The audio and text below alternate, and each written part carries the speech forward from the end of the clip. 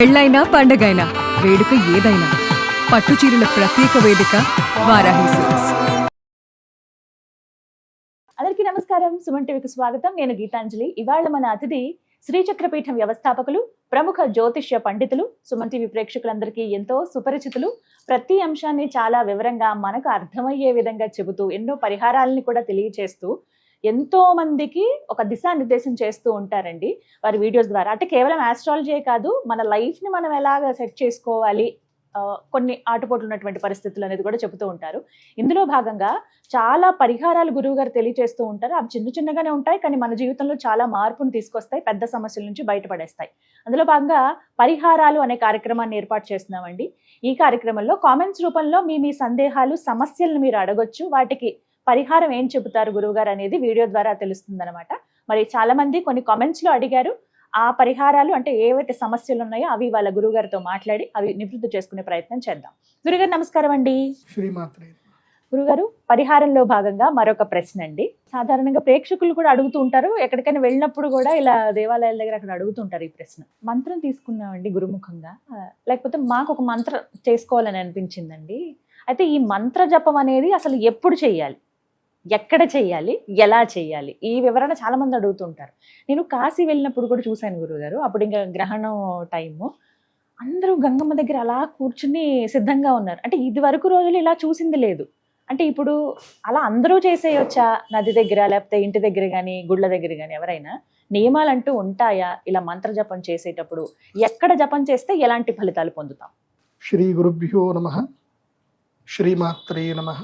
దేవీం వాచమజనయంత దేవాస్తాం విశ్వరూపా పశవో వదంతి సానో మంత్రేషు మూర్ధం దుహానా ధీనుర్వాగస్మాన్ ఉపసుష్టుతైతు.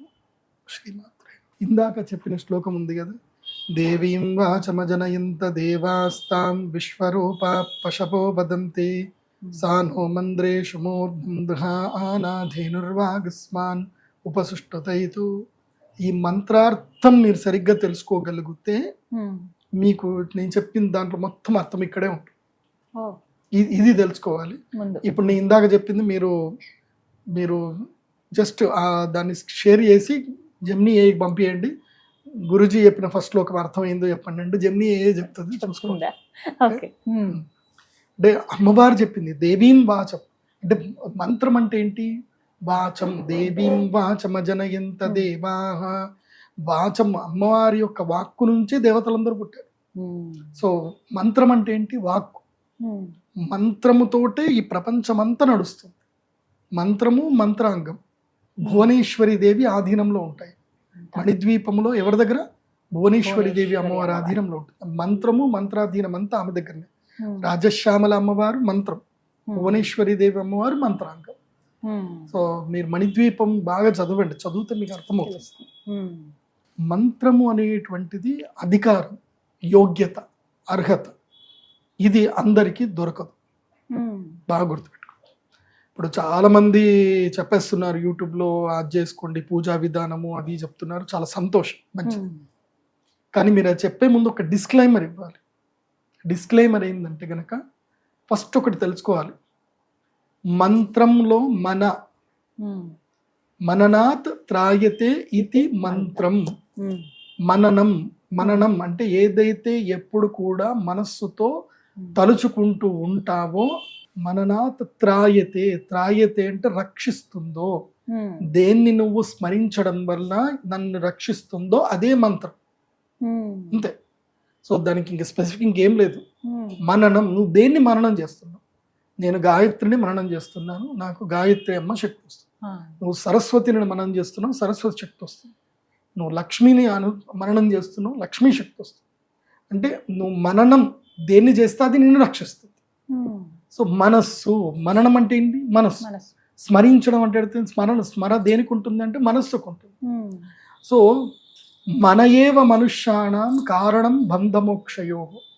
నీ మనస్సు మంచిగా లేదనుకో, నువ్వు ఏదైతే తలుచుకుంటావో జరుగుతుంది. అప్పుడు నీకు మంచి జరుగుతుందా చెడు జరుగుతుందా? అది ఏది తలుచుకున్నా జరుగుతుంది కదండి. ఇందాక చెప్పిన కొటేషన్ ఏంది? మన ఏవ మనుష్యానాం కారణం బంధ మోక్షయోగం. ఆ, నిన్నది బంధిస్తుంది లేదా మోక్షము ఇస్తుంది. రెండిట్లో ఏదో ఒకటి. రెండిటికి కారణం మనస్సే. ఉమ్, నిన్ను బంధించడానికైనా కారణం మనస్సే, నీకు మోక్షం ఇవ్వడానికి కారణం మనస్సే. రెండు. ఉమ్, కాబట్టి నువ్వు నీ మనస్సుని నువ్వు ఆధీనంలో పెట్టుకోకుండా ఉమ్. నువ్వు ఏ మంత్రం పడితే ఆ మంత్రం చదివేసి వస్తే, నువ్వు బంధనంలో పడిపోతే నీకే నువ్వు కారణమవుతావు. ఉమ్. ఆ, ఇది అసలు కొన్ని కొన్ని వాళ్ళు ఇబ్బందులు ఎదుర్కొన్న వాళ్ళు కూడా ఉన్నారు. కారణం ఇది. నేనైతే దేవుడికి ఒకటే చెప్తా, నువ్వు ఎక్కడికి వెళ్ళినా ఏ మంత్రం చదివినా ఏది చేసినా సరే ఉమ్, నువ్వు ఏది కోరుకోకు, ఉమ్, ఏది కోరకు, ఉమ్, కేవలం దైవానుగ్రహార్థం. అంటే ఇప్పుడు నేను సంధ్యావందనం చేసేటప్పుడు కూడా శ్రీ లక్ష్మీనారాయణ ప్రేరణయ శ్రీ లక్ష్మీనారాయణ ప్రీత్యర్థం ఉమ్, ప్రాతః సంధ్యామహం ఉపాసయిష్యే అని అంటాం అంతే. ఉమ్. దాంట్లో ధర్మార్థ కామ మోక్ష సంధ్యావందనంలో రావి ఇవి. ఆ, మీరు ఎవరిదైనా బ్రాహ్మణులను పిలిచి సంధ్యావందన మంత్రంలో ఇవి ఉంటాయండి అని అడిగితే ఉండవండి అని అంటారు. ఎందుకు ఉండవండి అని అంటే అది నీ కర్తవ్యము. ఉమ్, బ్రాహ్మణులు సంధ్యావందనం చేసేటప్పుడు సంధ్యావందన కర్తవ్యం ఏంటంటే లక్ష్మీనారాయణ ప్రేరణయ లక్ష్మీనారాయణ ప్రీత్యర్థం, అంటే వాళ్ళ కులదేవతం. పార్వతీ పరమేశ్వర ప్రేరణయ పరమేశ్వర ప్రేరణయ పరమేశ్వర ప్రీత్యర్థం అని అంటారు. ఒక్కొక్కళ్ళు ఒక్కోటి అంటారు. ఉమ్, సో అంటే భగవత్ ప్రీత్యర్థము భగవత్ ప్రేరణ వల్ల మాత్రమే మేము ఈ కర్తవ్యం చేస్తున్నాము ఉమ్. అనడమే తప్ప ఇంకా దీంట్లో ఏ కోరికలు ఉండవు. నాది ఇది, నాకు ఇది కావాలి అని ఏముండదు. ఏముండు. ఉమ్, అప్పుడు ఏమవుతుంది అని అంటే నువ్వు భగవంతుని ఆధీనంలో ఉంటావు నువ్వు. ఉమ్, సో నీకు ఇష్టం వచ్చినట్టుగా నువ్వు వెళ్ళిపోవడం ఉండదు. ఉమ్, అర్థమవుతుందా? కాబట్టి నువ్వు ఎప్పుడైనా మంత్రం చేసేటప్పుడు ఏదైనా సరే నువ్వు ఏ దేవతను కూర్చి చేస్తున్నావో దేవతా ప్రేరణయ దేవతా ప్రీత్యర్థం దేవత అనుగ్రహత సిద్ధ్యర్థం ఇంతే చెప్పాలి. ఆ, ఇంతకు మించి సంకల్పం చేయకూడదు. ఉమ్, ఇది నాకు తెలిసిన సిద్ధాంతము. మిగతా పండితులు ఎవరు ఏదనుకున్నా నాకే సంబంధం లేదు. ఉమ్, నేనైతే ఉన్నది చెప్తున్నా. ఎందుకోసమంటే నేను ఎన్నో లైబ్రరీలో కూర్చొని ఎన్ని పుస్తకాలు తిరిగేశానో నాకు తెలుసు. ఉమ్, నేను కంచికామకోటి పీఠానికి మీరు వెళితే అక్కడ చంద్రశేఖర సరస్వతి విశ్వమహావిద్యాలయం ఉంటుంది. ఆ, అవునండి. మీరు అక్కడికి వెళితే ఎన్ని లైబ్రరీలు ఎన్ని ఉన్నాయో తెలుసా? ఉమ్, అక్కడ ఓ, మ్యాన్స్క్రిప్టాలజీలో మా బ్రదర్ ఉండేవాడు, నాగరాజ్ అని ఉమ్, బ్రదర్ ఉండేవాడు. సో నాగరాజ్ అన్న నాగన్న అని పిలిచాడు. ఆ అన్న దగ్గరికి పోయి అన్న తాళపత్ర గ్రంథాలు ఆయన కంట్రోల్లో ఉండేటివి.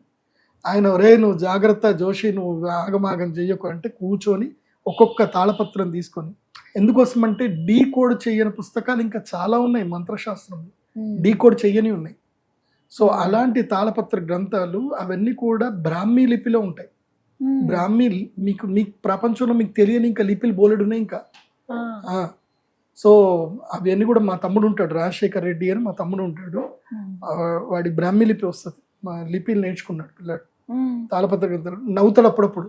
ఈ పెద్ద పెద్ద ట్రెజరీలో తాళపత్ర గ్రంథాలు సేవ్ చేసి పెట్టుకుంటే అవి అన్ని రీసెర్చ్ చేయమని తీస్తే ఉమ్.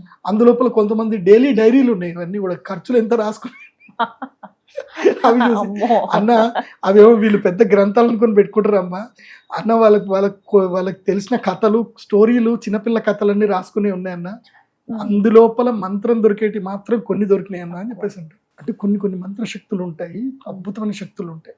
ఉమ్, నేనైతే నా జీవితంలో చూసిన కొన్ని అద్భుత పుస్తకాలు చెప్తాను. ఉమ్, ఏకాక్షరి సహస్రనామాలు ఉంటాయి. ఇప్పుడు ఆ. అకారంతో మొదలు ఉమ్. షకారం వరకు ఎన్ని అక్షరాలు ఉన్నాయి? 56 అక్షరాలు. అవునండి, తెలుగు 56 అక్షరాలకి ఒక్కొక్క అక్షరం మొదలుతో సహస్రనామము, ఆ. 56 అక్షరాలతో 56 సహస్రనామాలు ఉన్నాయి. నేను ఇంకా అవి కేవలం అష్టోత్తరం వరకే విన్నానండి. సహస్రాలు ఉన్నాయా? సహస్రం ఉంది. అమ్మో. అలాంటి అద్భుతమైన శాస్త్రజ్ఞాన కారకులు పండితులు మన దగ్గర ఉన్నారు. అంటే ఓన్లీ అకారంతో 1000 నామాలు, ఉమ్. మళ్ళీ ఆకారంతో 1000 నామాలు, ఏ ఇకారంతో 1000 అక్షరానికి ఆ నామాలు, అక్షరంతో వెయ్యి. 1000 నామాలు.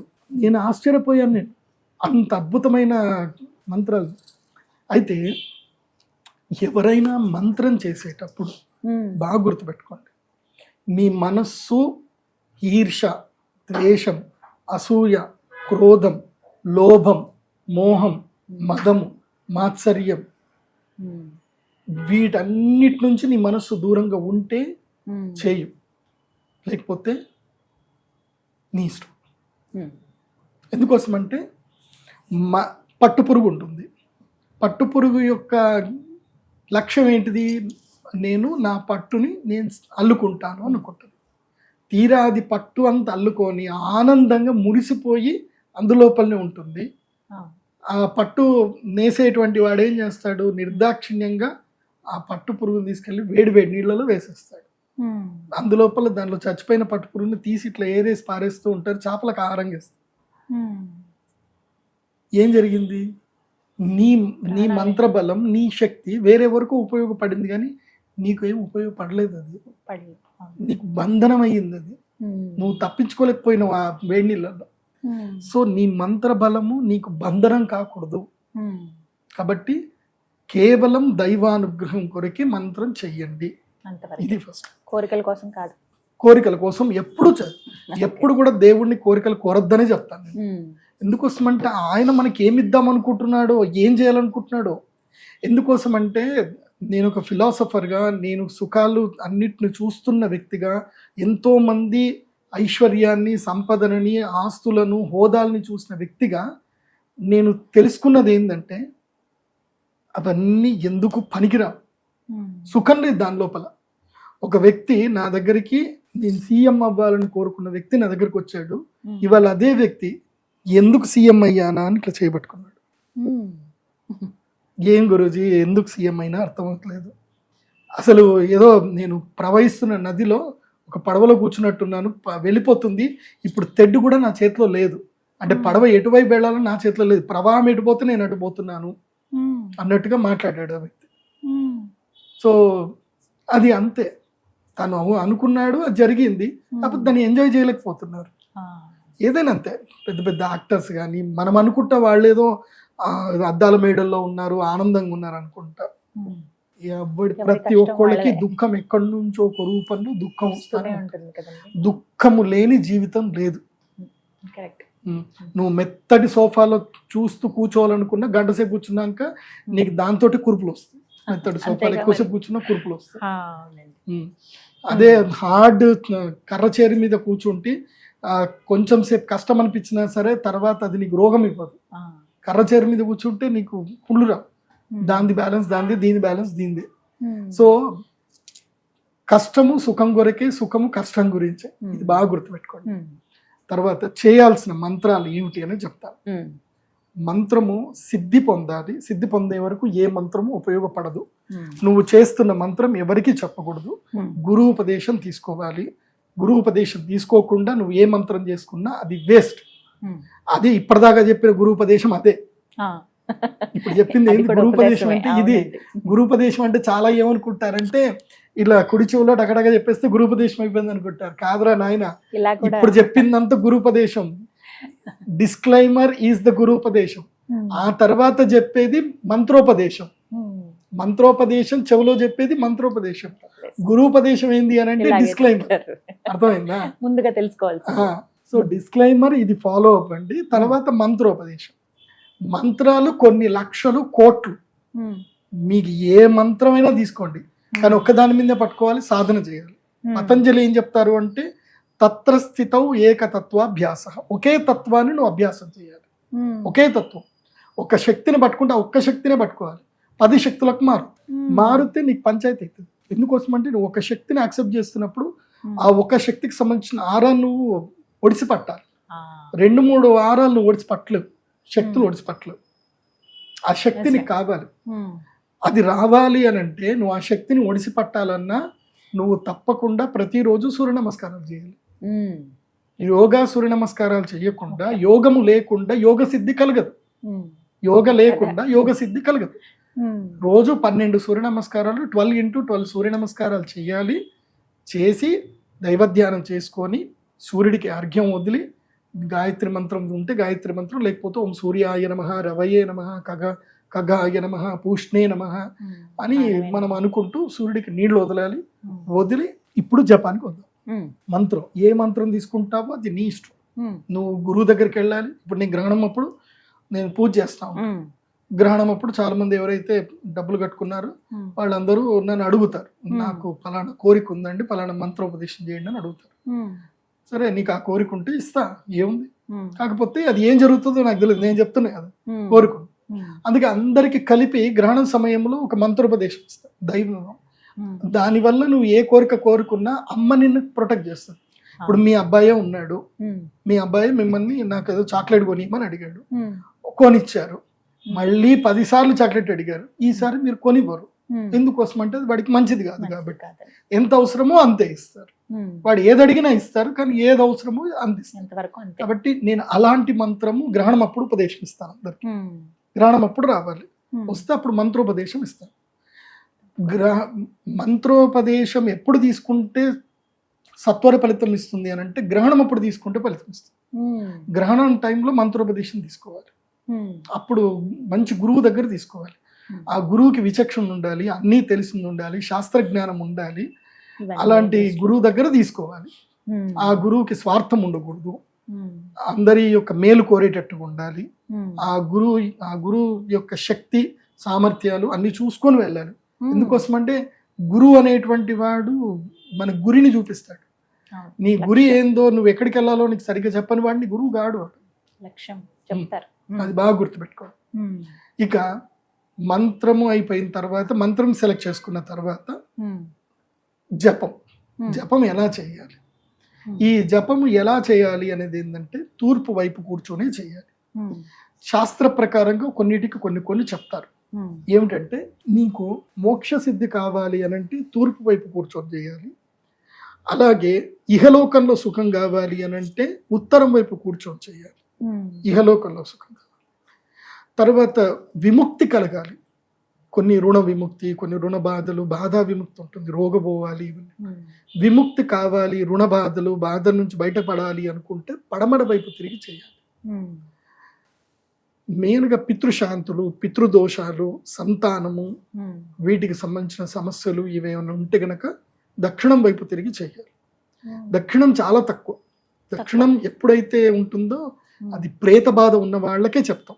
ప్రేత బాధ ఉంటుంది, ఉమ్, ఒక కోళ్ళకి చాలా దారుణంగా ఉంటుంది. అది మళ్ళీ చెప్తాను వీడియోలో. ప్రేత బాధ అంటే ఏంది, ప్రేత బాధ విముక్తికి ఎలా చేయాలనేది ఉమ్. పరిహారంలో తప్పకుండా తెలుసుకుంటాం ఉంది. తర్వాత. ఉమ్, సో ఇక్కడ దాకా వచ్చాను జపం. జపం. సో ఇది దిశ చాలా ముఖ్యం. ఉమ్, దిశ తర్వాత మీరు మంత్రం సెలెక్ట్ చేసుకోవడంలో కూడా జ్యోతిష్ శాస్త్ర పండితుడి యొక్క సూచన ఉంటుంది. ఉమ్, నీకు ఏ దశ నడుస్తుంది, నీకు ఏ గ్రహ బలం ఎక్కువగా ఉంది. ఉమ్, ఇప్పుడు నా దగ్గర జాతకం చెప్పించుకున్నప్పుడు నేనేం చేస్తాను అంటే నాది అన్ని డిజిటలే, మొత్తం డిజిటల్లో ఉంటుంది. ఉమ్, పీడిఎఫ్లో దాంట్లో గ్రీన్ మార్క్, రెడ్ మార్క్ చేసి పెడతాను. ఉమ్, గ్రహానికి నేను గ్రీన్ మార్క్ చేసి పెట్టాను అంటే ఆ గ్రహం బలం నీకు ఉంది అని అర్థం. ఉమ్, రెడ్ మార్క్ చేశాను అంటే ఆ గ్రహం బలం నీకు నెగిటివ్ ఉంది అని అర్థం. ఉమ్, సో నీకు ఏ గ్రహం నీకు పాజిటివ్గా ఉంది. నేను ఎంత డీప్గా చూస్తాను అని అంటే ఒక్క గ్రహం మంచిగున్నా చాలు,